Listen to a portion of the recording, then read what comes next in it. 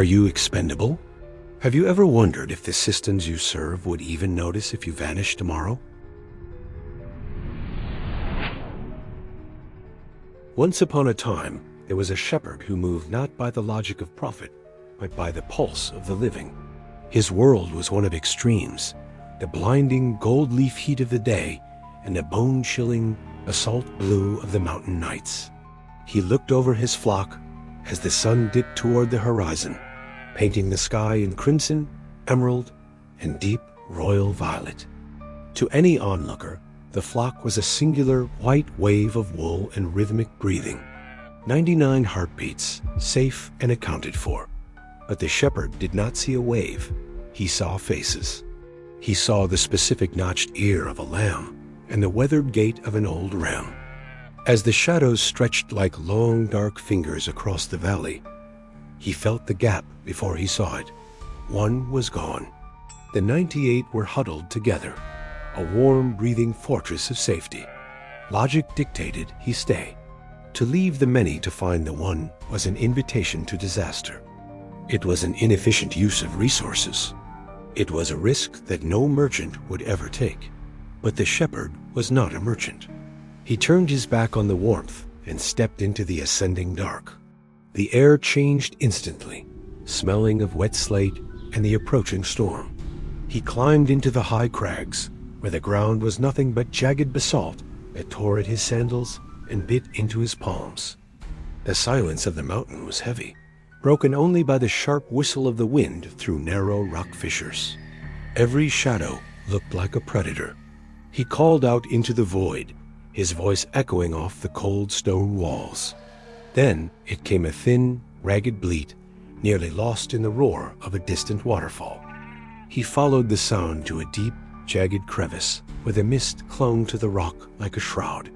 There, trapped between the crushing weight of the earth and the infinite cold of the night, was the one.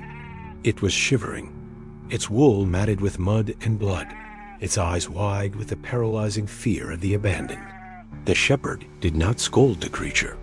He reached into the dark, feeling the sharp scrape of stone against his arms, until his fingers closed around the matted fleece. He hauled the weight onto his shoulders, feeling the frantic heartbeat of the sheep settle against his own neck. The descent was twice as hard, the weight of the lost pressing him into the earth. But the smell of damp wool and the warmth of the animal's breath against his ear were his only compass. When he finally reached the pasture, the dawn was breaking a soft, pale gold, washing over the world. Now he had all 99 sheep. This ancient search is the mirror held up to our own hollowed-out era. We live in a world of the 99. We are told that we are data points, statistics, and replaceable parts. In a global machine that values only the collective output, we are pressured to stay in the fold, to keep our heads down, and to pray that we never become the one who falls through the cracks.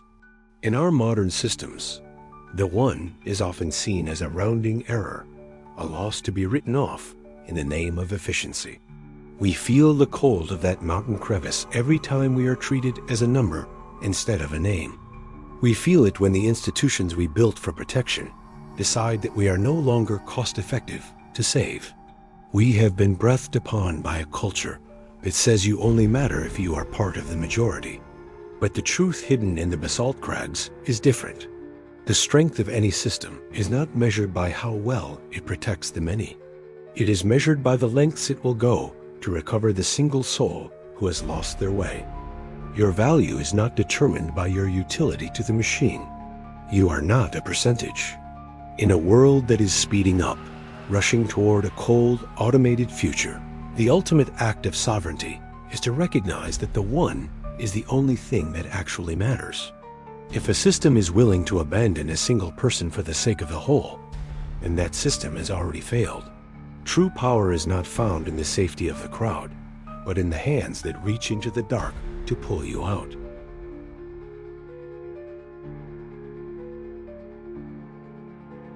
The moral: every individual matters, regardless of their mistakes. No one is beyond redemption, or too unimportant to be pursued and loved.